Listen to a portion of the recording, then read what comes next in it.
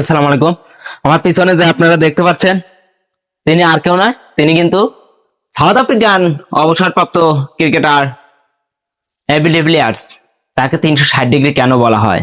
তাকে 360 ডিগ্রি বলা হয় কারণ তিনি সবসময় চেষ্টা করেন 300+ স্ট্রাইক রেটে ব্যাট করার, এবং তিনি কিন্তু করে দেখিয়েছেন গত ম্যাচে, অর্থাৎ 4 বছর পরে, অবসর নেওয়ার 4 বছর পরে প্রো লিগে এসে, লিজেন্ড প্রো লিগে এসে কিন্তু তিনি সাউথ আফ্রিকান লিজেন্ডদের হয়ে কিন্তু 28 বলে অপরাজিত 100 রান করেন। তিনি কিন্তু দেখিয়েছেন যে তিনি কেন 360 ডিগ্রি, এখনো তার নামের সাথে লেখা আছে 360 ডিগ্রি। তিনি কিন্তু রেকর্ড বুকের পাতা কিন্তু ওলটপালট করে দিয়েছেন একবারে।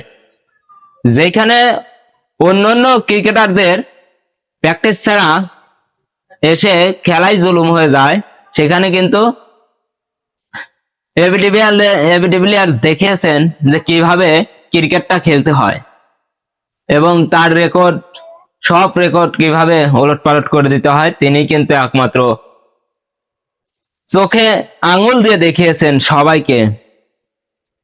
এজন্যই তাকে 360 ডিগ্রি বলা হয়। এখন আপনাদের মতে কি আসে, সবাই কমেন্ট করবেন। ধন্যবাদ।